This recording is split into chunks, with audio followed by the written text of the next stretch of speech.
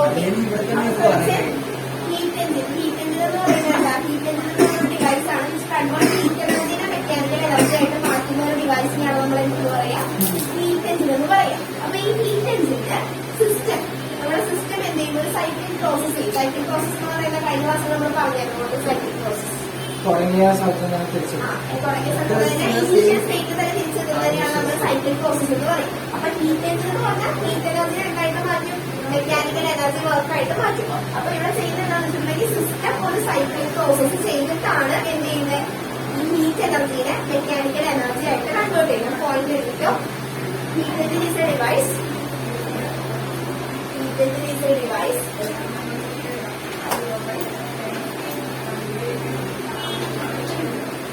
is a device by which engine is a device by which the system undergoing heat engine is a device by which the system undergoing cyclic process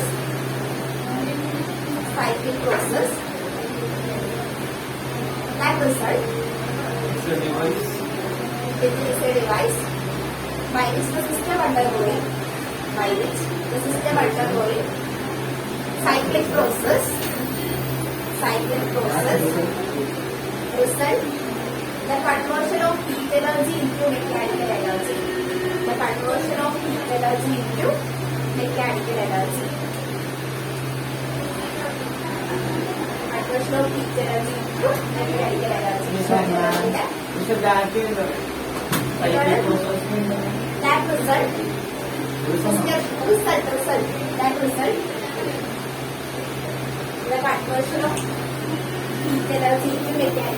system ഒരു cyclic process ചെയ്തിട്ടാണ് heat എനർജിനെ എന്താക്കി മാറ്റുന്നത്, mechanical energy ആയിട്ട് മാറ്റുന്നത്. Okay, ഇനി ഇതില് heat engine അഥവാ heat engine ചോദിക്കുന്നതാണെങ്കിൽ എടുക്കുവാനായിട്ട് അറിയുന്നത് സിലബസിൽ കണ്ടില്ല, പക്ഷെ എല്ലാവരും നോക്കി വെച്ചാൽ മതി. ഹീറ്റ് എഞ്ചിനിൽ 3 പാർട്സ് ആണുള്ളത്. First one working substance, high temperature reservoir,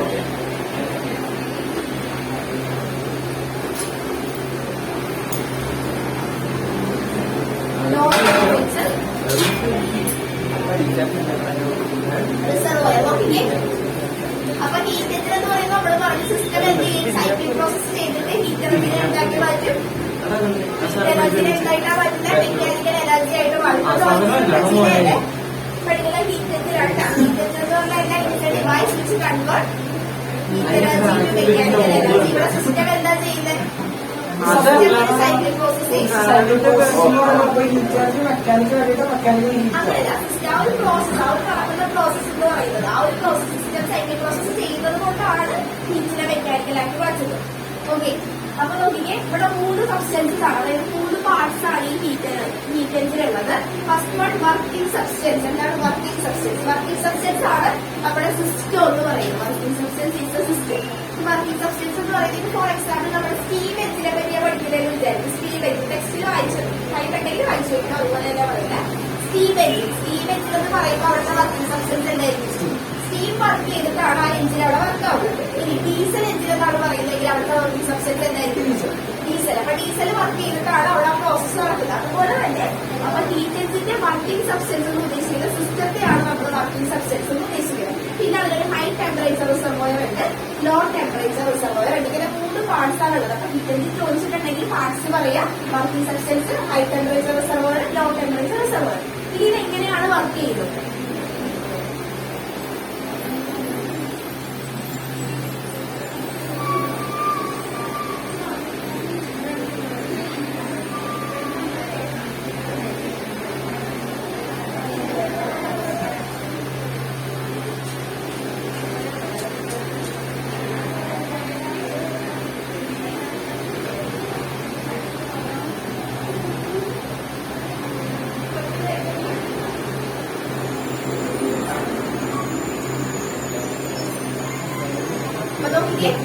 ഈ 3 പാർട്സ് ആണ് നമ്മൾ വരച്ചേക്കുന്നത്. ഇത് പഠിക്കാൻ നമുക്ക് second law of thermodynamics detail ആയിട്ട് പറയാൻ പറ്റില്ല, അതുകൊണ്ട് എനിക്ക് പറയുമ്പോൾ ആ 3 പാർട്സ്. സോഴ്സ് എന്ന് പറയുന്നത് ടെമ്പറേച്ചർ T1, ഇതാണ് നമ്മുടെ high temperature reservoir. High high temperature reservoir ആണ് ഈ സോഴ്സ് എന്ന് പറയുന്നത്. അപ്പൊ സോഴ്സിന് പറയുന്ന പേര്, അതായത് ഹൈ ടെമ്പറേച്ചർ റിസർവോയറിന് പറയുന്ന പേരാണ് സോഴ്സ്. ഹൈ ടെമ്പറേച്ചർ ആണ്. പിന്നെ നമുക്കൊരു വർക്കിംഗ് സബ്സ്റ്റൻസ് ഉണ്ട്, അതാണ് നമ്മുടെ സിസ്റ്റം എന്ന് പറയുന്നത്. അപ്പൊ സ്റ്റീം ആണെങ്കിൽ ഞാൻ പറഞ്ഞു, സ്റ്റീം എഞ്ചിനാണെങ്കിൽ സ്റ്റീം ആയിട്ട് വർക്കിംഗ് സബ്സ്റ്റൻസ്. പിന്നെ വരുന്ന സിങ്ക് എന്ന് പറയുന്നത് ലോ ടെമ്പറേച്ചർ റിസർവോയർ ആണ്. ലോ ടെമ്പറേച്ചർ റിസർവോയർ ആണ് സിങ്ക് എന്ന് പറയുന്നത്. ഇത് എങ്ങനെയാണ് വർക്ക് ചെയ്യുന്നത്? അപ്പൊ പാർട്സ് കിട്ടിയില്ല, ഇതിന്റെ പ്രോസസ് എന്താണെന്ന് മനസ്സിലായി.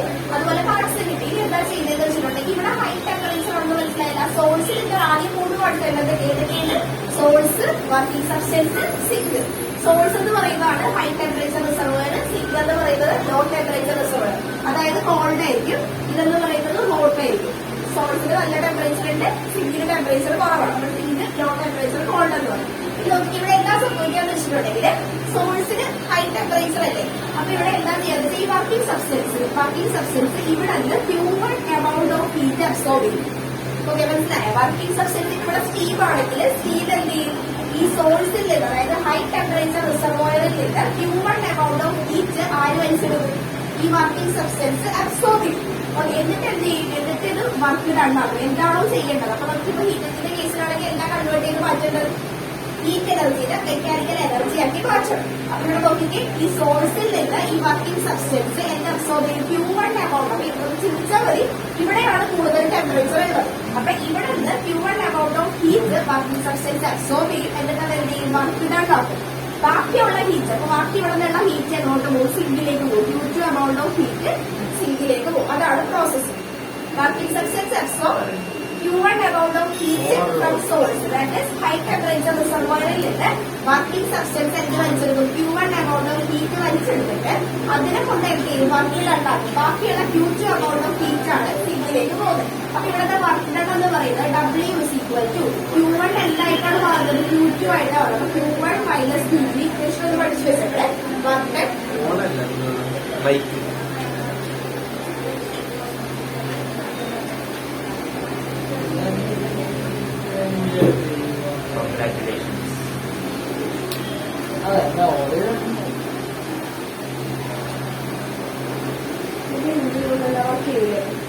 ഇവിടെ ലൈറ്റ്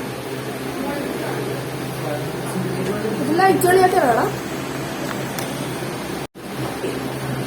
അപ്പൊ സെക്കൻഡ് ലെവലിലേക്ക് പോകണമെന്നുണ്ടെങ്കിൽ പറയാതെ പറ്റത്തില്ല. അപ്പൊ നോക്കിക്കേ, ഹീറ്റ് എഞ്ചിന് എത്ര പാർട്സ് ഉണ്ട്? മെയിൻ ആയിട്ട് 3 പാർട്സ് ഉണ്ട്. Working substance, high temperature reservoir, low temperature reservoir. അപ്പൊ നോക്കിക്കേ, ഈ working substance absorb human amount of heat from source. Source എന്ന് ഉദ്ദേശിക്കുന്നത് ഹൈ ടെമ്പറേച്ചർ റിസർവോയർ. അപ്പൊ വർക്കിംഗ് സബ്സ്റ്റൻസ് ഇവിടെ നിന്ന് ഒരു ഹ്യൂമൻ എമൗണ്ട് ഓഫ് ഹീറ്റ് എടുത്തിട്ടാണ് വർക്ക് ഡൺ. ബാക്കിയുള്ള എമൗണ്ട് ഓഫ് ഹീറ്റ് ആണ് സിങ്കിലേക്ക് പോകുന്നത്. ഓക്കെ, അപ്പൊ ഇവിടെ ഈ ഒരു സിസ്റ്റം ചെയ്യുന്നത് സൈക്ലിക് പ്രോസസ് ആണ്. വർക്കിംഗ് സബ്സ്റ്റൻസ് നമ്മൾ ഉദ്ദേശിക്കുന്ന ആരെയും സിസ്റ്റം, ആ സിസ്റ്റം ഇവിടെ ചെയ്യുന്ന സൈക്ലിക് പ്രോസസ് ആണ്. അതിലൂടെയാണ് ഹീറ്റ് എനർജി എന്തായിട്ട് കൺവേർട്ട് ആവുന്നത്? മെക്കാനിക്കൽ എനർജി ആയിട്ട് കൺവേർട്ട് ആവും. ഇനി ഇതിന്റെ എഫിഷ്യൻസി കണ്ടുപിടിക്കണം. Efficiency of heat. എഫിഷ്യൻസിനെ നമ്മൾ റെപ്രസെന്റ് ചെയ്യുന്നത് ഹീറ്റിനെ വെച്ചാണ് റെപ്രസെന്റ് ചെയ്യുന്നത്. It is the ratio of work done divided by input. ഇൻപുട്ടിലെ ഹീറ്റ്, ഇൻപുട്ടിലേക്ക് ഹ്യൂമനെ കൊടുക്കാൻ പറ്റും. ഇൻപുട്ടിലെ ഹീറ്റ് ഹ്യൂമൻ. അപ്പൊ നമുക്ക് എഫിഷ്യൻസി ഓഫ് ഹീറ്റ് ഇതൊക്കെ നേരത്തെ പോയി ചോദിക്കുന്ന പ്രശ്നമായിരുന്നു. നോക്കി വെച്ചേക്കാം. ചോദിക്കാൻ സാധ്യതയില്ല. ഓക്കെ, അപ്പൊ നോക്കിക്കേ, ഈ എഫിഷ്യൻസി എന്ന് പറയുന്നത് it the ratio of work done divided by human. ശ്രദ്ധിച്ചേ, വർക്ക് ഡൺ എന്ന് പറയുന്നത് എന്താ? ഇവിടുത്തെ വർക്ക് ഡൺ എന്താ? ടീച്ചർ പറഞ്ഞ വർക്ക് ഡൺ എന്താ ഇവിടുത്തെ? Q1 minus Q2 divided by Q1, that is 1 minus Q2 by Q1. ഇതാണ് ഇവിടുത്തെ എഫിഷ്യൻസി എന്ന് പറയുന്നത്. Efficiency of the heat 1. Q1 by Q1 1. Q2 by Q1 Q2 by Q1. Okay, അപ്പൊ Q1 by Q1 1 ആയിരിക്കും. 1 minus Q2 by Q1. ഇനി Q2ന്റെ value 0 ആണെങ്കിൽ efficiency എന്തായിരിക്കും വരുന്നത്? 1. Q2ന്റെ വാല്യൂ 0 ആണെന്നുണ്ടെങ്കിൽ എങ്ങനെ വരും? Q2ന്റെ വാല്യൂ 0 ആകുമ്പോഴത്തേക്ക് 1 അല്ലേ വരും? 1/2 1/Q1 0 അല്ലേ? 0 by Q1 എന്ന് പറയുന്നത് എന്തായിരിക്കും? അപ്പൊ ബാക്കിയുള്ളത് 1. അപ്പൊ 1 നമ്മൾ പെർസെന്റേജ് പറയുമ്പോൾ എങ്ങനെ വരും? 100% എഫിഷ്യൻസി എന്ന് പറയും. പക്ഷെ ഒരു എഞ്ചിനും 100% എഫിഷ്യൻസി ഉണ്ടാവില്ല. അതായത് ഇവിടെ നിന്ന് ഈ വർക്കിംഗ് സബ്സ്റ്റൻസ് എടുക്കുന്ന heat Q1 amount of heat ഇവിടെ നിന്ന് വലിച്ചെടുക്കുന്നുണ്ട്. അത് ഫുള്ള് വർക്ക് ഹീറ്റ് വർക്ക് ഡണ്ണാക്കാൻ വേണ്ടി യൂസ് ചെയ്യുന്നില്ല, മറിച്ച് എങ്ങോട്ട് പോകും, Q2ലേക്ക് പോകും. അപ്പൊ ഒരിക്കലും 100% എഫിഷ്യൻസി പോസിബിൾ ആവുന്നില്ല. Q2ന്റെ വാല്യൂ ഒരിക്കലും 0 ആവുന്നില്ല. ഇവിടെ നിന്ന് കുറച്ച് എമൗണ്ട് ഓഫ് ഹീറ്റ് വലിച്ചെടുക്കുന്നുണ്ടെങ്കിൽ അത് വർക്ക് ഡണ്ണാക്കിയിട്ട് ബാക്കി വരുന്ന എമൗണ്ട് ഓഫ് ഹീറ്റ് എപ്പോഴും ഇതിലേക്ക് തന്നെ പോകും. ബാക്കി എന്ന് പറയുമ്പോൾ ചിലപ്പോൾ കുറച്ചാവാം, എന്നാലും ഒരു എമൗണ്ട് ഓഫ് ഹീറ്റ് Q2 എന്ന് പറയുന്നത് സിങ്കിലേക്ക് തന്നെ പോകും. ഓക്കെ, ഇത് ജസ്റ്റ് ഒന്ന് എഴുതുമോ, സിമ്പിൾ ആയിട്ടൊന്ന് എഴുതിക്കോ. എവിടെ വരെ എഴുതും നമ്മൾ? ഹീറ്റ് ഡിവൈസ് അതൊക്കെ എഴുതിയില്ലേ? സിസ്റ്റം മൈക്രോവേവ് സൈക്ലിക് പ്രോസസ് അതൊക്കെ എഴുതിയാണ്. ഓക്കെ, ഇനി എടുക്കുന്നത് parts. First one working substance. Parts എന്ന ഹെഡിങ് കൊടുത്ത് എഴുതിയാൽ മതി. Working substance working substance working സബ്സ്റ്റൻസിന്റെ ബ്രാക്കറ്റിൽ കൊടുത്തു the system undergoing cyclic process. It is the system undergoing cyclic process. It is the system undergoing cyclic process.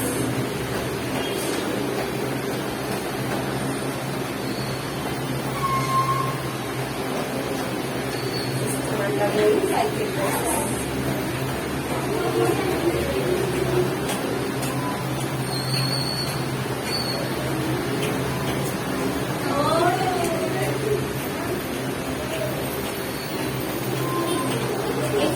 Working substance example.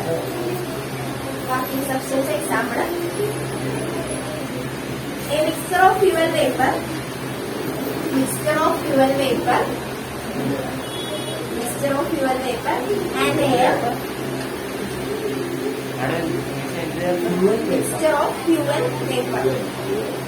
Mixture of fuel vapor and air. Or diesel engine or steaming steam engine. For example, main ആയിട്ട് ഒരു example എഴുതിയാൽ മതി. Steaming steam engine അത് കുഴപ്പമില്ലല്ലോ.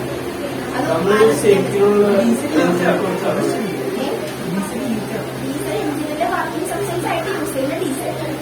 Okay, അതായത് ഇപ്പൊ heat എനർജീനെ mechanical energy ആയിട്ട് convert ചെയ്യുന്ന വർക്ക് ഡണ്ണായിട്ട് ഇപ്പൊ ഹീറ്റ് യൂസ് ചെയ്ത് വർക്ക് ചെയ്യുന്ന ഡിവൈസ് ഒക്കെ ഇല്ലേ, അതിനൊക്കെ ബേസിക് ആയിട്ടുള്ള പ്രിൻസിപ്പിൾ എന്ന് പറയുന്നത് ഈ ഒരു principle. Heat energy mechanical energy ആയിട്ട് കൺവേർട്ട് ചെയ്യുന്നു ആ ഒരു പ്രോസസ്. അപ്പൊ സ്റ്റീം എഞ്ചിൻ എഴുതുന്ന example steaming steam engine. Steam എഞ്ചിന്റെ സ്റ്റീം എന്താ വർക്കിംഗ് സബ്സ്റ്റൻസ്? സ്റ്റീമാണ്. സ്റ്റീം എഞ്ചിന്റെ സ്റ്റീം എന്ന് പറയുന്നത് വർക്കിംഗ് സബ്സ്റ്റൻസ്. അടുത്ത പാർട്ടിൽ എഴുതുമ്പോൾ high temperature reservoir and low temperature reservoir. High temperature reservoir T1, low temperature reservoir T2. High temperature reservoir ने bracket चिले source दोड़ो, low temperature reservoir എന്ന് പറയുമ്പോൾ bracket चिले sink दोड़ो, source sink. Main ആയിട്ട് ഇത്രയും parts ചോദിച്ചിട്ടുണ്ടെങ്കിൽ source sink working substance. Okay, ഇനി working എന്ന് പറഞ്ഞ heading കൊടുത്തു. വർക്കിങ്ങിനെ എങ്ങനെയാ വർക്ക് ചെയ്യുന്നത് പറഞ്ഞു. വർക്കിംഗ് എടുത്തു പാർട്സ് എല്ലാം നമ്മൾ പെട്ടെന്ന് വർക്കിംഗ് എഴുതുന്നു.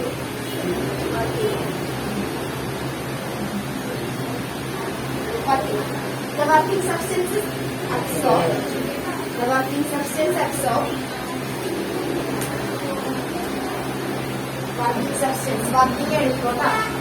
Working substance absorbed. And energy. Working substance absorb and energy Q1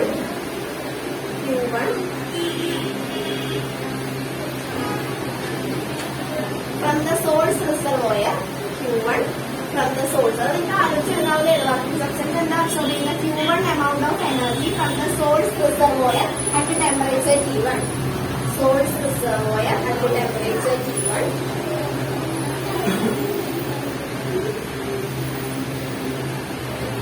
Source reservoir at the temperature T1.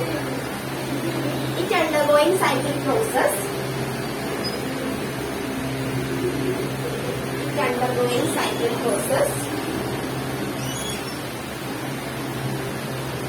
Undergoing cyclic process. And release. And release. And release Q2 amount of heat. due to amount of heat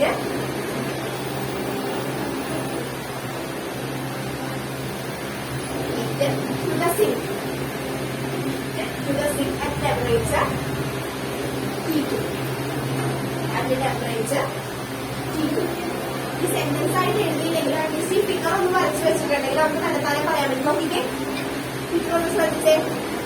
ഈ figure മാത്രം വെച്ച് നമുക്ക് ഇതിന്റെ working പറയാൻ പറ്റും. Working substance എന്ന് പറയുമ്പോൾ ചിലപ്പോൾ ഒരു ഗ്യാസ് ആവാം എന്ന് നോക്കാം. സ്റ്റീം എഞ്ചിനിൽ നമ്മൾ പറഞ്ഞ എക്സാമ്പിൾ ആണ്. സ്റ്റീം എഞ്ചിനിൽ സ്റ്റീമാണ് വർക്കിംഗ് സബ്സ്റ്റൻസ്. അപ്പൊ ആ സ്റ്റീം എന്ത് ചെയ്യും?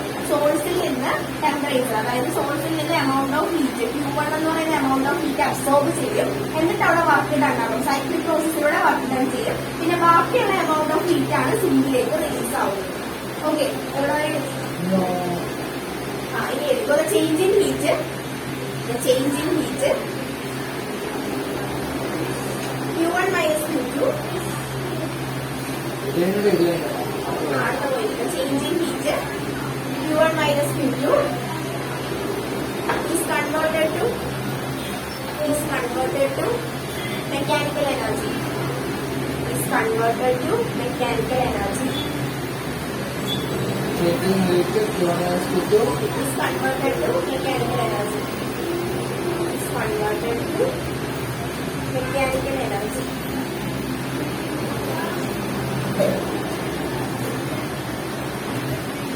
അതിന്റെ തന്നെ സബ്ജക്റ്റിന് ആയിക്കോട്ടെ efficiency of heat engine. Efficiency of heat engine. Efficiency of heat engine. Efficiency eta. Efficiency of heat engine. Efficiency eta equal to work done divided by input heat, that is Q1. Work done നമുക്ക് എത്ര കിട്ടിയത്? Q1 minus Q2 divided by Q1. എത്ര കിട്ടി? Q1 by Q1 1 minus Q2 by Q1. Input heat, ഇൻപുട്ടിലുള്ള energy. Okay, ഈ case നോട്ടേജ് വെച്ചിട്ട് possible ആവശ്യമുള്ള അറിയില്ലെങ്കിൽ Q2 ഈക്വൽ ടു 0 ആണെങ്കിൽ efficiency eta equal to 1. Percentage നമ്മൾ പറയുമ്പോൾ 100%. പെർസെന്റേജ് പറയുമ്പോൾ ഈറ്റ ഈക്വൽ ടു 100%. അപ്പൊ നോക്കിക്കേ, Q2 ഈക്വൽ ടു 0 എന്ന് പറയുമ്പോൾ അവിടെ എന്താ മീൻ ചെയ്യുന്നത്? ആ വർക്കിംഗ് സബ്സ്റ്റൻസ് അബ്സോർബ് ചെയ്ത എനർജി. വർക്കിംഗ് സബ്സ്റ്റൻസ് എവിടെ അബ്സോർബ് ചെയ്യുന്നത്? സോഴ്സിൽ നിന്ന് അബ്സോർബ് ചെയ്യുന്ന ഹീറ്റ് എല്ലാം എന്തിനു വേണ്ടി യൂസ് ചെയ്യും? Q1 0 ആണ്.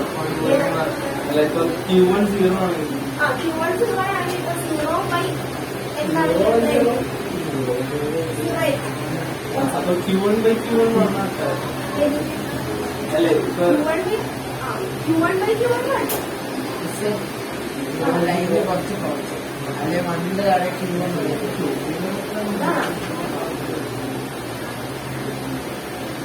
അല്ല, അതിനകത്ത് ആ 1 minus Q2 by Q1 എന്ന് പറഞ്ഞില്ലേ? ആ 1 വന്നത് Q1 by Q1 ആയിട്ടല്ലേ? Q1 by Q1 minus Q2 by Q1. Okay, ഇനി എനിക്ക് ഇങ്ങനെ എഴുതാമല്ലോ 1 minus Q2 by Q1 ഉള്ളത്. അപ്പൊ 0 by 0 വന്നില്ലേ? എവിടെ? ഇവിടെ ഇവിടെ അല്ല, ഇത് പ്രത്യേകം ഇത് 1 by 1. അപ്പൊ Q1 Q1 നമ്മൾ ക്യാൻസൽ ചെയ്ത് 1 ആയിട്ട് എടുക്കുള്ളൂ. ഇപ്പൊ നമുക്ക് 1 by 1 ക്യാൻസൽ എന്താ എടുക്കുന്നത്? അല്ല, Q1 0 ആണ് പറഞ്ഞത്.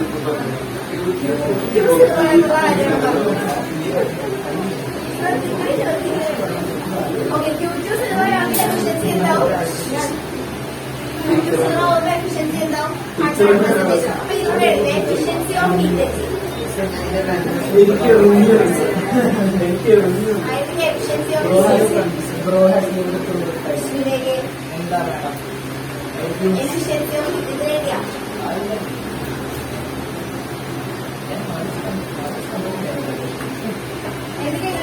കഴിഞ്ഞാ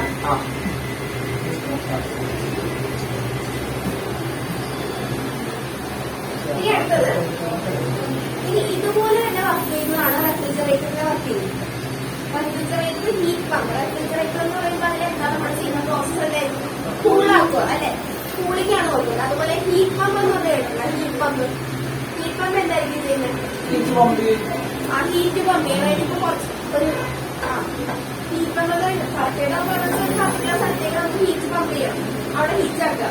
അതിനുവേണ്ടി യൂസ് ചെയ്യുന്ന ഹീറ്റ് പമ്പ് റെഫ്രിജറേറ്റർ. അപ്പൊ ഹീറ്റ് പമ്പും റെഫ്രിജറേറ്ററും വർക്ക് ചെയ്യുന്നത് ഈ ഹീറ്റ് എഞ്ചിന്റെ നേരെ ഓപ്പോസിറ്റ് ആയിട്ടാണ് ഈ വർക്ക് ചെയ്യുന്നത്. അതായത് ഹീറ്റ് എഞ്ചിൻ എങ്ങനെയാണോ വർക്ക് ചെയ്യുന്നത് അതിന്റെ നേരെ ഓപ്പോസിറ്റ്. ഹീറ്റ് എഞ്ചിൻ നമ്മൾ വരച്ചെന്താ source, working substance, sink. Working substance എന്തിനാണ് അബ്സോർബ് ചെയ്യുന്നത്? സോഴ്സിൽ നിന്ന് അബ്സോർബ് ചെയ്യുന്നു, വർക്ക് ഡൺ ആക്കുന്നു, സിങ്കിലേക്ക് വിടുന്നു. ഇതാണ് നമ്മൾ എന്തിനു പഠിച്ചത്? ഹീറ്റ് എഞ്ചിന് പഠിച്ചത്. ഇതിന്റെ നേരെ റിവേഴ്സ് ആയിട്ട് വരുമെന്ന് പറയുമ്പോ source T1, working substance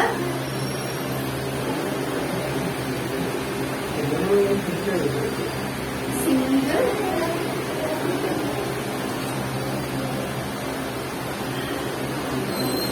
okay. അപ്പൊ റെഫ്രിജറേറ്ററിന്റെ കേസിൽ നോക്കിയപ്പോ എന്താ സംഭവിക്കാന്ന് വെച്ചിട്ടുണ്ടെങ്കിൽ സിങ്കിൽ നിന്ന് വർക്കിംഗ് സബ്സ്റ്റൻസ് അബ്സോർബ് ചെയ്യും.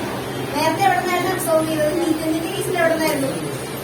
സോഴ്സിൽ നിന്ന്. ഇവിടെ സംഭവിക്കുന്നത് എന്താ? സിങ്കിൽ നിന്ന് അബ്സോർബ് ചെയ്യും. സിങ്കിൽ നിന്ന് അബ്സോർബ് ചെയ്യുമ്പോൾ നേരത്തെ നമ്മൾ ഈ സോഴ്സിൽ നിന്ന് അബ്സോർബ് ചെയ്ത Q1 എമൗണ്ട് ഓഫ് ഹീറ്റ് കൊണ്ടാണ് നമ്മൾ വർക്ക് ഡണ്ണാക്കിയത്. ബാക്കിയുള്ളതാണ് Q2 ഇപ്പത്തേക്ക് വന്നത്. പക്ഷെ ഇവിടെ നിന്ന് സിങ്കിൽ നിന്ന് അബ്സോർബ് ചെയ്യുന്ന ഹീറ്റ് പ്ലസ് അഡീഷണൽ ആയിട്ട് നമ്മൾ പുറത്തുനിന്ന് വർക്കാണ് കൊടുക്കുവാണ്. ഇവിടെ എന്താ സംഭവിക്കുന്നത്? Q1 സോഴ്സിൽ നിന്ന് അബ്സോർബ് ചെയ്യുന്ന ഹീറ്റ് കൊണ്ട് വർക്ക് ഡണ്ണാക്കിയിട്ട് ബാക്കിയുള്ളത് Q2ലേക്ക് പോകും. ഇവിടെ സംഭവിക്കുന്നത് സിങ്കിൽ നിന്ന് അബ്സോർബ് ചെയ്യുന്ന ഹീറ്റ് Q2 സിങ്കിൽ നിന്ന് അബ്സോർബ് ചെയ്യുന്നു. പിന്നെ എക്സ്റ്റേണൽ ആയിട്ട് നമ്മൾ പുറത്തുനിന്ന് ഒരു വർക്ക് ഡൺ കൊടുക്കുന്നുണ്ട്. അതുകൊണ്ടാണ് ബാക്കിയുള്ളതെന്ന് പറയുന്ന Q1 സോഴ്സിലേക്ക് വരുന്നത്. മനസ്സിലായോ? നേരെ തിരിച്ചാണ് എന്ത് നടക്കുന്നത്. ഈ ഡയഗ്രം ഒന്ന് മനസ്സിലാക്കി വെച്ചാൽ മതി. മറ്റേതിലെ വർക്കിംഗ് സബ്സ്റ്റൻസ് ഇവിടെ നിന്ന് അബ്സോർബ് ചെയ്യുന്നു, വർക്ക് ഡൺ ആക്കുന്നു. ഈ ഒരു എമൗണ്ട് ഓഫ് ഹീറ്റ് യൂസ് ചെയ്തിട്ടാണ് വർക്ക് ഡൺ നടക്കുന്നത്. ബാക്കിയുള്ളത് സിങ്കിലേക്ക് വിടും. പക്ഷെ ഇവിടെ അത് പോസിബിൾ ആവത്തില്ല. ഇവിടെ സിങ്കിൽ നിന്ന് അബ്സോർബ് ചെയ്യുന്ന ഹീറ്റ് നമുക്ക് പറ്റത്തില്ല. Q1 ആക്കി കൺവേർട്ട് ചെയ്യാൻ വേണ്ടി ചെയ്യുന്ന ഹീറ്റ് തന്നെ നമ്മൾ നേരത്തെ പഠിച്ചത്. അതായത് വർക്ക് ഡൺ എന്താ പറ്റും? Q1 Q2 ആക്കി മാറ്റും. Work done Q1 minus Q2 എന്ന് വരും. Q1നെ Q2 ആക്കി മാറ്റി.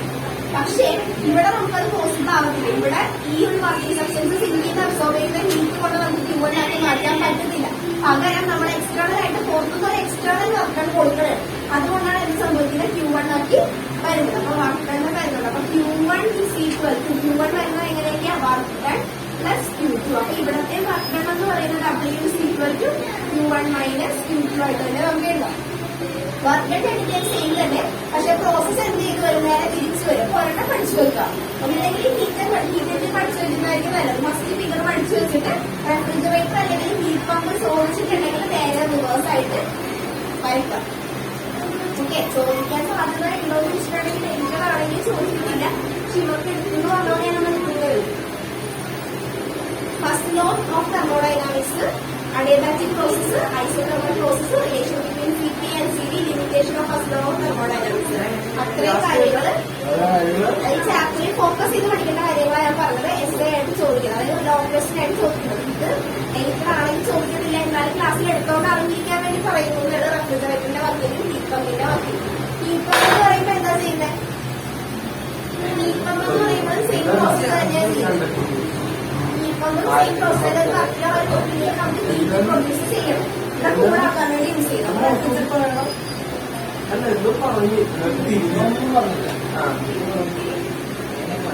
റെഫ്രിജറേറ്റർ ഹീറ്റ് പമ്പ് ആണെങ്കിൽ എങ്ങനെയായിരിക്കും? പ്രിൻസിപ്പിൾ ഹീറ്റ് എഞ്ചിന്റെ നേരെ ഓപ്പോസിറ്റ് ആയിട്ടായിരിക്കും ഇത് രണ്ടും വർക്ക് ചെയ്ത്. മനസ്സിലായോ? ഹീറ്റ് എഞ്ചിൻ മനസ്സിലായോ? ഹീറ്റ് എഞ്ചിന്റെ നേരെ ഓപ്പോസിറ്റ് ആയിട്ട് ആരും കിട്ടും റെഫ്രിജറേറ്റർ. അതുപോലെ തന്നെ ഹീറ്റ് പമ്പ് വർക്ക് ചെയ്യും. ഇനി റെഫ്രിജറേറ്ററിന്റെ ഉള്ളിൽ നമ്മൾ യൂസ് ചെയ്യുന്ന റെഫ്രിജറേറ്റർ ജസ്റ്റ് അറിഞ്ഞിരിക്കുന്നത് നല്ലതാണ്. അത് ജസ്റ്റ് അറിഞ്ഞിരിക്കുന്നത് നല്ലതാണ്. ഇപ്പൊ സിലബസ് ഇല്ലെങ്കിൽ അറിഞ്ഞിരിക്കുന്നത് നല്ലതല്ല. റെഫ്രിജറേറ്റർ എന്താ സംഭവിക്കുന്നത് എന്നൊക്കെ ഒന്ന് അറിയണ്ടേ? ഇവിടെ എന്താ സംഭവിക്കാൻ ഒന്ന് അറിഞ്ഞിരിക്കുന്നത് നല്ലതല്ലേ? ഇവിടെ ഫ്രിയോൺ എന്ന് പറയുന്ന ഒരു ഗ്യാസ് ആയിരിക്കും working substance. Freon gas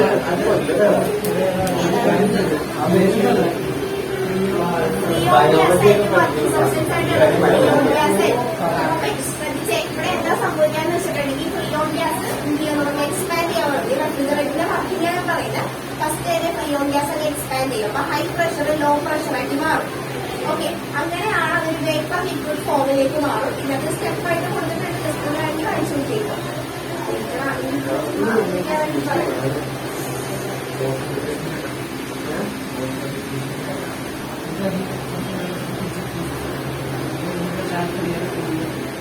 okay. ഇനി ഇതിന്റെ എഫിഷ്യൻസി ഓഫ് റെഫ്രിജറേറ്റർ നമ്മൾ നേരത്തെ എഴുതിയ ഹീറ്റിന്റെ എഫിഷ്യൻസി ഹീറ്റിന്റെ എഫിഷ്യൻസി എഴുതുന്നത് നമ്മൾ എങ്ങനെ eta is equal to 1 divided by Q1 എന്നല്ലേ എഴുതിയത്. ഇനി നമ്മുടെ റെഫ്രിജറേറ്ററിന് എഴുതുമ്പോഴത്തേക്കും ആൽഫ കൊടുക്കുകയാണ്. Efficiency alpha is equal to Q2 divided by work done. ഇവിടെ എന്തായിരുന്നു work done divided by Q1. നേരെ തിരിച്ചു വന്നു. ഇവിടെ ഇൻപുട്ടിലുള്ള ഹീറ്റാണ് നമ്മൾ എടുക്കുന്നതെങ്കിൽ ഇവിടെ ഔട്ട്പുട്ടിൽ, അതായത് നമുക്ക് ഇവിടെ നിന്ന് സ്റ്റാർട്ട് ചെയ്യുന്നത് നമ്മുടെ റെഫ്രിജറേറ്റർ സ്റ്റാർട്ട് ചെയ്ത് അബ്സോർബ് ചെയ്യുന്നത് Q2 എമൗണ്ട് ഓഫ് ഹീറ്റാണ് അബ്സോർബ് ചെയ്തത്. ഇവിടെ Q1 എമൗണ്ട് ഓഫ് ഹീറ്റാണ് അബ്സോർബ് ചെയ്തത്. അപ്പൊ വർക്ക് ഡൺ ബൈ Q1. ഇവിടെ നോക്കിയിട്ട് Q2 അബ്സോർബ് ചെയ്യുന്നത് കൊണ്ട് Q2 എമൗണ്ട് ഓഫ് ഹീറ്റാണ് വർക്കിംഗ് സബ്സ്റ്റൻസ് അബ്സോർബ് ചെയ്യുന്നത്. അതുകൊണ്ട് നമ്മൾ Q2 ബൈ വർക്ക് ഡൺ എടുക്കും. അപ്പൊ ഇക്വേഷൻ എങ്ങനെ വരും? Q2 divided by Q1 minus Q2. Okay, efficiency of refrigerator എന്ന് പറഞ്ഞാൽ എഴുതിയെടുക്കും. എഫിഷ്യൻസി ഓഫ് റെഫ്രിജറേറ്റർ എഫിഷ്യൻസി എഴുതി കഴിഞ്ഞല്ലോ.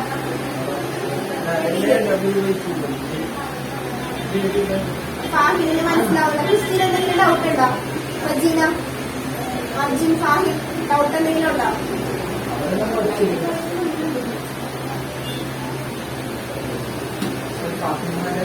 റജീനക്ക് ഡൗട്ട് ഉണ്ടെങ്കിൽ ചോദിച്ചോടാ. ക്രിസ്റ്റീൻ ഓക്കെ ആണോ?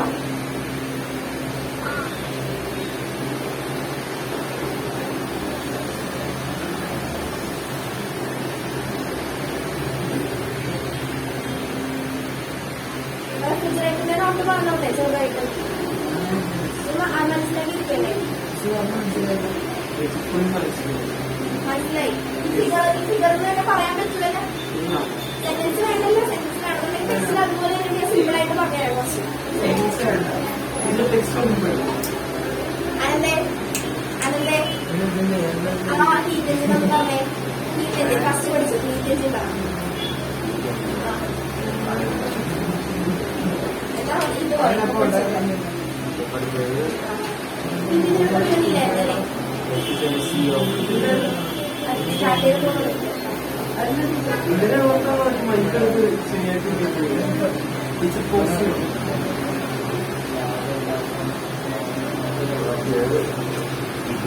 ഇത് ഫസ്റ്റ് ഹീറ്റിന്റെ എന്ന് പറഞ്ഞേ. അങ്ങനെ എന്ന് പറഞ്ഞ ഹീറ്റിന്റെ എങ്ങനെ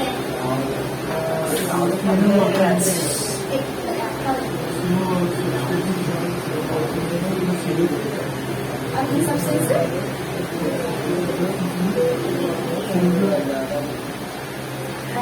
ടീച്ചർ പറഞ്ഞ ഹീറ്റും കിട്ടാം.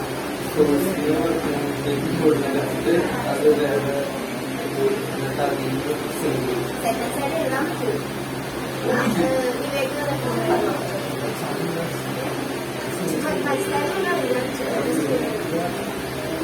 ആ ചൂട്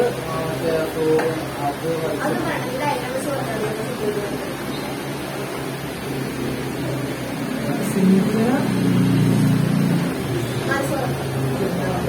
റെഫ്രിജറേറ്ററിന്റെ ഡയഗ്രാംസ് ഒക്കെ പറഞ്ഞു.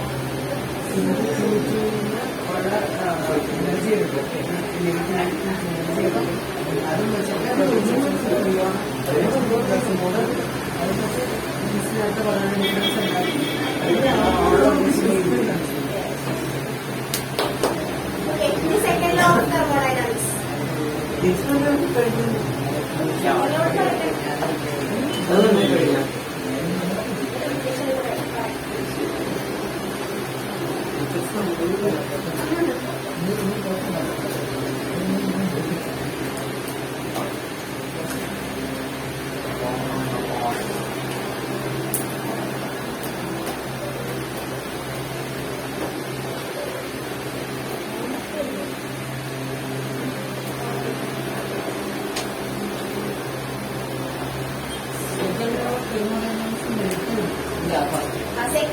സെക്കൻഡ് ലോ പറഞ്ഞപ്പോ നമ്മള് സിമ്പിൾ ആയിട്ട് പറയാം. ഹീറ്റിന്റെ പഠിച്ചപ്പോ ഞാൻ പറഞ്ഞു ഹീറ്റിന്റെ efficiency heat is equal to 1 minus Q2 എന്ന് പറഞ്ഞു. Q2 by Q1. ഇതാണ് നമ്മൾ എന്ത് പഠിച്ചത്? ഹീറ്റിന്റെ എഫിഷ്യൻസി പഠിച്ചത്. അപ്പൊ ഞാൻ പറഞ്ഞായിരുന്നു Q2ന്റെ വാല്യൂ 0 ആണെങ്കിൽ എഫിഷ്യൻസി എന്ന് പറയുന്നത് എന്താവും? 100% ആവും അല്ലെ? പക്ഷെ അത് പോസിബിൾ ആവുമോ? അതൊരിക്കലും പോസിബിൾ ആവത്തില്ല. ഞാനപ്പോ എന്താ പറഞ്ഞത്? അതായത് എമൗണ്ട് ഓഫ് എനർജി അബ്സോർബ് ചെയ്യുന്നത് Q1 Q1. നമ്മുടെ വർക്കിംഗ് സബ്സ്റ്റൻസ് സോഴ്സിൽ നിന്ന് അബ്സോർബ് ചെയ്യുന്ന Q1 എമൗണ്ട് ഓഫ് എനർജി എന്ന് പറയുന്നത് കംപ്ലീറ്റ് ആയിട്ട് വർക്കറിനായിട്ട് യൂസ് ചെയ്യത്തില്ല. പകരം കുറച്ച് എനർജി എന്തിലേക്ക് കൂടെ പോകും, സിങ്കിലേക്ക് പോകും. Q2 എന്ന് പറയുന്ന എമൗണ്ട് ഓഫ് എനർജി എത്രയോ ആയിക്കോട്ടെ, പക്ഷെ ചെറുതായാലും അത് എന്ത് ചെയ്യും, ഈ Q1 നിന്ന് അതായത് വർക്കിംഗ് സബ്സ്റ്റൻസ് സോഴ്സിൽ നിന്ന് അബ്സോർബ് ചെയ്യുന്ന Q1 amount of heat complete ആയിട്ട് അത് വർക്കറിനായിട്ട് പോകത്തില്ല. പകരം Q2ലേക്ക് കുറച്ച് പോകും. ഓക്കെ, അത് തന്നെയാണ് എന്ത് പറയുന്നത് സെക്കൻഡ് ലോ ഓഫ് തെർമോഡൈനാമിക്സ്. രണ്ടു പേരാ പറയുന്നത്. കെൽവിൻ സ്റ്റേറ്റ്മെന്റ് ഉണ്ട്, അതുപോലെ തന്നെ വേറെ ഏതുള്ള പഠിച്ചതല്ലേ Kelvin statement. Kelvin statement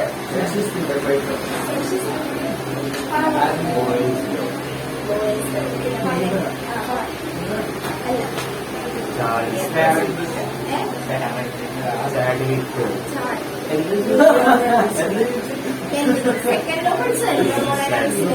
Kelvin statement ഉണ്ട്, നോർമൽ സ്റ്റേറ്റ്മെന്റ്, സെൽഷ്യസ് അല്ല, നോർമൽ സ്റ്റേറ്റ്മെന്റ്, ലോഷ്യസ് സ്റ്റേറ്റ്മെന്റ്. അതാണ് എറർ സ്റ്റേറ്റ്മെന്റ്.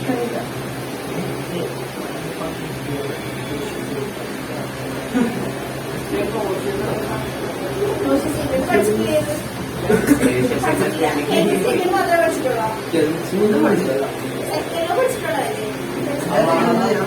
ഓക്കെ, അപ്പൊ നോക്കി രണ്ട് പഠിച്ചിട്ടില്ലെങ്കിൽ ഉണ്ടെങ്കിൽ രണ്ട് സ്റ്റേറ്റ്മെന്റ് ഉണ്ട്. അതിൽ ഫസ്റ്റ് സ്റ്റേറ്റ്മെന്റ് പറയുന്നത് നോ പ്രോസസ് പോസിബിൾ. എങ്ങനെയാ, ഞാൻ ഈ പറഞ്ഞ കാര്യങ്ങൾ തന്നെ. അതായത് ഇവിടെ കംപ്ലീറ്റ് ആയിട്ട് കൺവേർട്ട് ആവത്തില്ല, പകരം ഒരു Q2 എമൗണ്ട് ഓഫ് ഹീറ്റ് എപ്പോഴും ഉണ്ടാവും. ഓക്കെ, അത് നോക്കിക്കേ. No process possible whose sole result is the absorption of heat from the reservoir and complete conversion of the heat into work.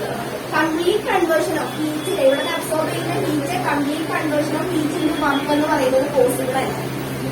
Okay, മനസ്സിലായ? അതായത് ഇവിടെ അബ്സോർബ് ചെയ്യുന്ന ഹീറ്റ് എന്താണോ അതിന് ശ്രദ്ധിച്ച് അബ്സോർബ് ചെയ്യുന്ന ഹീറ്റ് സോഴ്സ് എന്ന് പറയുന്ന സോഴ്സിന്റെ ടെമ്പറേച്ചർ എന്താ, ഇത് വേണ്ടതാണ്. മറ്റേത് ഹീറ്റ് വരുന്നു. ഓക്കെ, ഇത് വേണ്ടതാ. സോഴ്സിന്റെ ടെമ്പറേച്ചർ എന്താ, ഹൈ ടെമ്പറേച്ചർ T1. അപ്പൊ ഈ സോഴ്സിൽ നിന്ന് വർക്കിംഗ് സബ്സ്റ്റൻസ് അബ്സോർബ് ചെയ്തെടുക്കുന്ന എമൗണ്ട് ഓഫ് ഹീറ്റ് അത് കംപ്ലീറ്റ് ആയിട്ട് വർക്കറിനായിട്ട് പോകത്തില്ല. പകരം അത് എന്തിലേക്ക് കൂടെ പോകും, Q2ലേക്ക് കൂടെ പോകും, അതായത് സിങ്കിലേക്ക് കൂടി പോകും. മനസ്സിലായ? ഓക്കെ, ആ സ്റ്റേറ്റ്മെന്റ് ഒന്ന് എഴുതിട്ട്. No process possible. Kelvin Planck statement. First one Kelvin Planck statement. Second ലോയിൽ രണ്ടുപേരാ പറയുന്നത്. First one Kelvin Planck statement, അത് മാത്രമേ പഠിച്ചിട്ടുള്ളൂ അല്ല. എഴുതി Kelvin Planck statement. No process possible എഴുതിക്കോട്ടാ. Second law of thermodynamics first statement Kelvin Planck statement. രണ്ട് സ്റ്റേറ്റ്മെന്റ് ചോദിക്കോട്ടെ എക്സാമിന്. Kelvin Planck statement. No process possible, no process is possible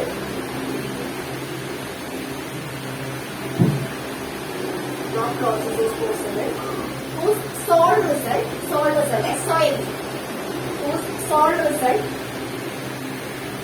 is the absorption of heat from reservoir.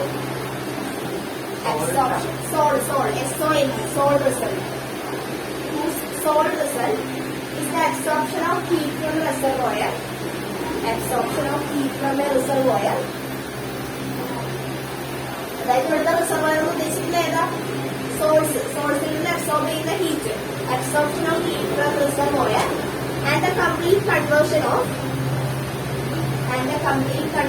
Of heat into work. Okay, മനസ്സിലായ? Complete conversion of heat into work ഒരിക്കലും possible ആവത്തില്ല. ഇവിടെ എത്രയാണോ absorb ചെയ്യുന്നത്, ഇവിടെ മനസ്സിലായ കംപ്ലീറ്റ് കൺവേർഷൻ ഒരിക്കലും possible ആവത്തില്ല. ഇവിടെ എത്രയാണോ അബ്സോർബ് ചെയ്യുന്നത് അതെല്ലാം വർക്ക് ഡണ്ണായിട്ട് പോകത്തില്ല. കംപ്ലീറ്റ് അബ്സോർബ് ചെയ്യുന്ന കംപ്ലീറ്റ് ഹീറ്റും വർക്ക് ഡണ്ണായിട്ട് പോകത്തില്ല. പകരം സിങ്കിലേക്ക് എന്തുകൂടെ പോകും, ഹ്യൂജ് എമൗണ്ട് ഓഫ് ഹീറ്റ് പോകും. അതുകൊണ്ടാണ് നമ്മൾ പറയുന്നത് എഫിഷ്യൻസി എന്ന് പറയുന്നത് ഒരു ഹീറ്റിന്റെ എഫിഷ്യൻസി മാക്സിമം 100% വരത്തില്ല. ഏതാണ് എഫിഷ്യൻസീസ് അങ്ങനെയല്ല ഉദ്ദേശിക്കുന്നത്. ഇവിടെ അബ്സോർബ് ചെയ്യുന്ന ആ ഒരു മെഷീന്റെ പ്രിൻസിപ്പിൾ, ഡിവൈസിന്റെ പ്രിൻസിപ്പിൾസ് പറയുന്നത് നമ്മൾ എത്രത്തോളം ഹീറ്റ് അബ്സോർബ് ചെയ്യുന്നു അതെല്ലാം കംപ്ലീറ്റ് ആയിട്ട് വർക്കിനായിട്ട് കൺവേർട്ട് ആവുന്നില്ല. ഒരു കുറച്ച് എമൗണ്ട് ഓഫ് ഹീറ്റ് എങ്കിലും Q2ലേക്ക് പോകും. അതുകൊണ്ട് ഈ ഒരു ഹീറ്റ് എഞ്ചിന്റെ എഫിഷ്യൻസി എന്ന് പറയുന്നത് 100% വരത്തില്ല. ചിലപ്പോൾ 100% ഉദ്ദേശിക്കുമ്പോൾ കുറച്ച് എമൗണ്ട് ഓഫ് ഹീറ്റ് എങ്കിലും അതിലേക്ക് പോകും. എന്താണോ അബ്സോർബ് ചെയ്യുന്നത് കംപ്ലീറ്റ് പോകുന്നില്ല. അതിനാണ് നമ്മൾ എന്തെന്ന് പറയാ കെൽവിൻ പ്ലാങ്ക് സ്റ്റേറ്റ്മെന്റ് എന്ന് പറയുന്നത്. ഇനി അതുപോലെ തന്നെ അടുത്ത ക്ലോഷ്യസ് സ്റ്റേറ്റ്മെന്റ് എന്ന് പറയുന്നത് അത് അതുപോലെ തന്നെ സിമ്പിൾ ആണ്. No process is possible. ഇപ്പൊ നമ്മള് എങ്ങനെയാണ് ട്രാൻസ്ഫർ ചെയ്യുന്നത്? ഹയർ ടു ലോവർ, അതായത് ഹോട്ട് ബോളിൽ നിന്ന് ഹോട്ടിലേക്ക് തന്നെ. നമ്മളിപ്പോ ഓൾ ഓഫ് ഹീറ്റ് നമ്മൾ കഴിഞ്ഞ ചാപ്റ്ററിലല്ലേ ഓൾ പഠിച്ചത്, കണ്ടക്ഷൻ ഒക്കെ പഠിച്ചില്ലേ? അപ്പൊ കണ്ടക്ഷൻ ഞാൻ പറഞ്ഞായിരുന്നു. അപ്പൊ നമ്മളൊരു അയോൺ അല്ലെങ്കിൽ നമ്മൾ ഹീറ്റ് ചെയ്യാന്ന് വിചാരിക്കുക, ഈ സൈഡിലൊക്കെ ഹീറ്റ് കൊടുക്കണമെന്ന് വിചാരിക്കും.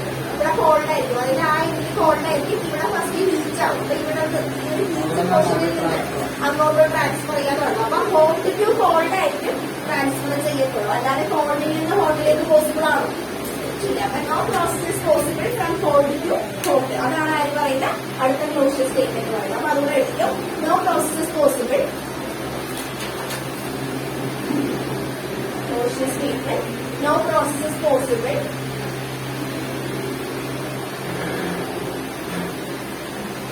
no process is possible whose sole result no process is possible whose sole result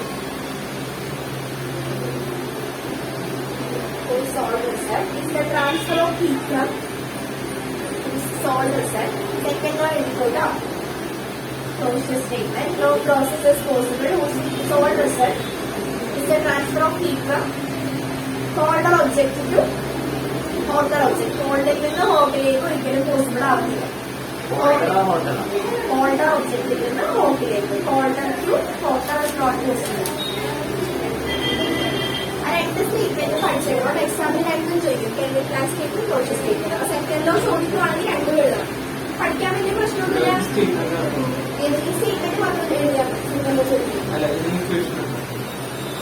അപ്പൊ ഇത്ര എഴുതിക്കോളൂ. മനസ്സിലായാലും ഫസ്റ്റ് എന്താ പറയുന്നത്? No process is possible. എവിടെ അബ്സോർബ് ചെയ്യുന്ന എയർ അബ്സോർബ് റിസർവോയറിൽ നിന്ന് അബ്സോർബ് ചെയ്യുന്ന pure amount of heat complete ആയിട്ട് എന്താവുന്നില്ല, വർക്ക് ഡൺ ആയിട്ട് പോകുന്നില്ല, പകരം കുറച്ച് ഇങ്ങോട്ട് പോകുന്നുണ്ട്. ഓക്കെ. സെക്കൻഡ് ലോ ക്ലോഷ്യൽ സ്റ്റേറ്റ്മെന്റ് എന്താ പറയുന്നത്? ഹോൾഡർ ടു ഹോട്ടർ ഒരിക്കലും പോസിബിൾ ആവത്തില്ല. എങ്ങനെയാ പോസിബിൾ ആവുന്നത്? ഹോട്ടലിൽ നിന്ന് ഹോൾഡിലേക്ക് മാത്രമേ പോസിബിൾ ആവത്തുള്ളൂ. ആ മാൻ കിട്ടിയ ക്ലോഷ്യൽ സ്റ്റേറ്റ്മെന്റ്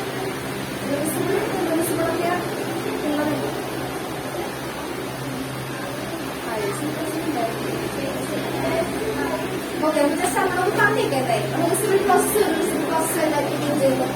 സിവിൽ പ്രോസസ് എന്ന് പറയുമ്പോൾ ഇപ്പൊ ഒരു സിസ്റ്റം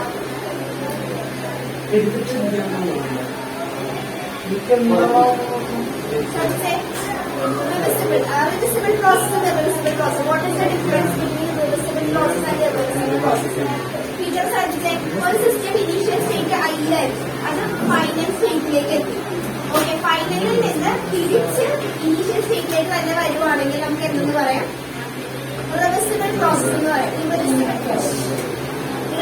പ്രോസസ് എന്ന് പറയുമ്പോഴാണ് റിവേഴ്സിബിൾ പ്രോസസ് എന്ന് പറയുമ്പോൾ എന്താ മീൻ ചെയ്യുന്നത്? റിവേഴ്സ് ചെയ്യാൻ പറ്റില്ല. ഫോർ എക്സാമ്പിൾ ഇപ്പൊ ഗ്യാസ് ലീക്ക് ആയെന്ന് വിചാരിക്കും. ഗ്യാസ് ലീക്ക് ആയത് പിന്നെ നമുക്ക് തിരിച്ചാൽ ഗ്യാസ് സിലിണ്ടറിലേക്ക് അത് കയറ്റാൻ പറ്റുമോ? നോർമലായിട്ട് ഇപ്പൊ നമ്മളിപ്പോ സാധാരണ വീട്ടിലേക്ക് ഗ്യാസ് ലീക്ക് ആയിരിക്കട്ടെ, ഗ്യാസ് സിലിണ്ടറിൽ ഗ്യാസ് ലീക്കായി, അത് നമുക്ക് തിരിച്ച് അതിലേക്ക് തന്നെ വന്നത് കയറ്റാൻ പറ്റുമോ? അതപ്പോ എന്ത് പ്രോസസ്സാണ്? റിവേഴ്സിബിൾ പ്രോസസ്സാണ്. റിവേഴ്സ് ചെയ്യാൻ പറ്റുന്നില്ല. ഇനീഷ്യൽ സ്റ്റേറ്റിലേക്ക് ഫൈനൽ സ്റ്റേറ്റിലേക്ക് പോയിട്ട് തിരിച്ച് ഫൈനലിൽ ഇനീഷ്യലേക്ക് വരുവാണെങ്കിൽ നമുക്ക് എന്ത് പറയാം? റിവേഴ്സിബിൾ എന്ന് പറയാം, അല്ലെങ്കിൽ റിവേഴ്സിബിൾ. അതിന് നോട്ട് വേണം. ഞാൻ ലിമിറ്റേഷൻ കൂടെ എടുത്തോ ചാപ്റ്ററിൽ. ബ്ലാക്ക് ഹോൾ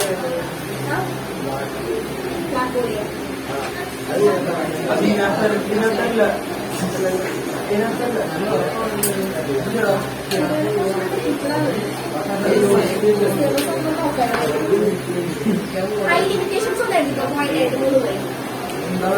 ഫസ്റ്റ് ലോ എഴുതിക്കേ. Limitation of first law of thermodynamics. അതുകൂടെ എഴുതിക്കേ. മാരിസൻ അതുകൂടെ എഴുതിക്കേ. Limitation of first law of thermodynamics. First law എന്താ പറയുന്നത്? First law. സെക്കൻഡ് ലോയുടെ സ്റ്റേറ്റ്മെന്റ് പറഞ്ഞത് ഫസ്റ്റ് ലോയുടെ limitation.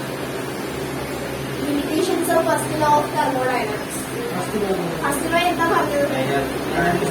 amount of heat given to the system is equal to sum of internal energy and external work.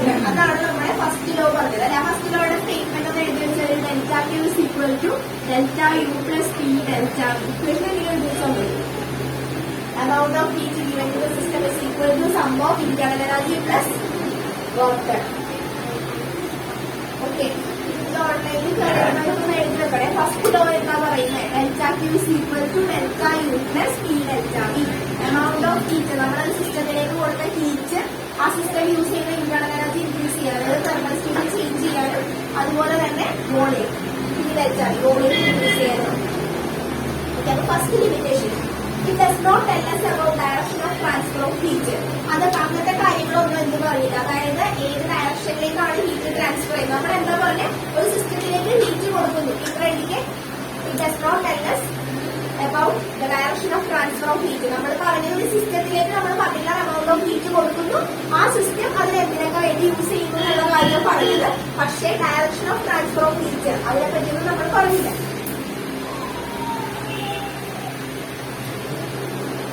അതായത് നോക്കിക്കേ, direction എന്ന് പറയുമ്പോൾ higher ടെമ്പറേച്ചറിൽ നിന്ന് ലോവർ ടെമ്പറേച്ചറിലേക്കാണോ ഫ്ലോ ചെയ്യുന്നത്, അല്ലെങ്കിൽ ലോയിൽ നിന്ന് ഹൈയിലേക്കാണോ ഫ്ലോ ചെയ്യുന്നതെന്നൊന്നും ആരും പറഞ്ഞില്ല. ഫസ്റ്റ് ലോ പറഞ്ഞില്ല. ഓക്കെ, അടുത്തത് എഴുതിയോ. It does not tell us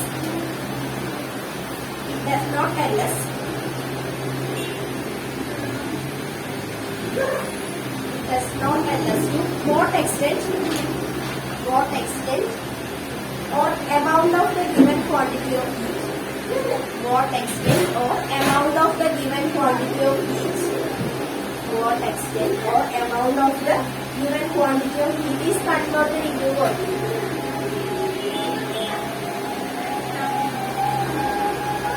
Converted into what?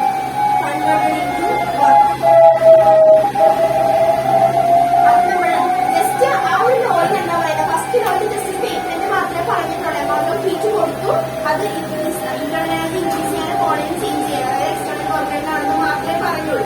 പക്ഷേ ഹൈ ടെമ്പറേച്ചറിൽ ലോ ടെമ്പറേച്ചറിലേക്കാണോ, ലോ ടെമ്പറേച്ചറിൽ ഹൈ ടെമ്പറേച്ചർ ആണോ എന്ന് പറഞ്ഞില്ല. അതായത് ഡയറക്ഷൻ പറഞ്ഞില്ല. അതുപോലെ തന്നെ എപ്പോഴാണ് എമൗണ്ട് ഓഫ് ഹീറ്റ്, അല്ലെങ്കിൽ എത്ര എമൗണ്ട് ഓഫ് ഹീറ്റ് ആണ്, ടോട്ടൽ എമൗണ്ട് ഓഫ് ഹീറ്റ് ആണോ, അങ്ങനെയൊന്നും പറയില്ല. ബാക്കി അതിന് വേണ്ടി യൂസ് ചെയ്യുന്നത് ഇപ്പൊ എമൗണ്ട് ഓഫ് ഹീറ്റ് നമ്മൾ കൊടുക്കുന്നു ആ സിസ്റ്റത്തിലേക്ക്. അതിൽ എത്ര പാർട്ട് ഓഫ് എമൗണ്ട് ആണ് ബാക്കി രണ്ടായിട്ട് പോകുന്നത്. അതൊക്കെ നമ്മൾ ഇങ്ങനെ എഴുതുന്നത് delta U plus delta W, അതായത് സ്പീഡ് ഡെൽറ്റ വി. ഇതിനൊക്കെ എത്ര പോർഷൻ ആണ് ഇന്റേണൽ എനർജി ഇൻക്രീസ് ചെയ്യാൻ, എത്ര പോർഷൻ ആണ് എക്സ്റ്റേണൽ വർക്ക് വേണ്ടി പോകുന്നതെന്നോ ഇത് പറഞ്ഞില്ല. ഇതൊക്കെയാണ് limitation. Rate of change, amount of heat എത്രത്തോളം കൺവേർട്ട് ആയി, എത്ര പോർഷൻ കൺവേർട്ട് ആയി എന്ന് പറഞ്ഞില്ല. അടുത്ത എഴുതിക്കുക. It does not tell us the condition under which heat energy is converted to work. It does not tell us the condition under which heat energy is converted to work.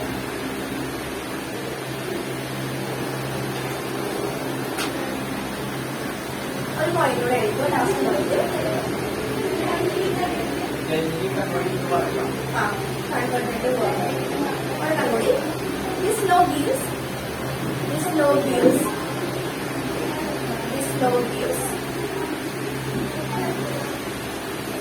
information about source of heat. This law gives no information about the source of heat. അതെന്താ മീൻ ചെയ്യുന്നത്? Source of heat ഉദ്ദേശിക്കുമ്പോ വേറെ പറയുന്നത് ആ last point നിറയ്ക്കുന്നതല്ല. അതിപ്പോ hot ബോഡിയിൽ നിന്നാണോ അല്ലെങ്കിൽ called ബോഡിയിൽ നിന്നാണോ അങ്ങനൊന്നും പറഞ്ഞില്ല. എമൗണ്ട് ഓഫ് ഹീറ്റ് തന്നെ പറഞ്ഞിട്ടുള്ളൂ. ഹോട്ടാണോ കോൾഡാണോ ബോഡിയുടെ സിറ്റുവേഷൻ എന്തായാലും സ്പെസിഫൈ ചെയ്തില്ല. ജസ്റ്റ് ഒരു എമൗണ്ട് ഓഫ് ഹീറ്റ് കൊടുത്തു, അത് ഇന്റേണൽ എനർജിക്കും അതുപോലെ തന്നെ എക്സ്റ്റേണൽ വർക്കിന്റെ വേണ്ടി യൂസ് ചെയ്തു അങ്ങനെ പറയുന്നത്. ഓക്കെ,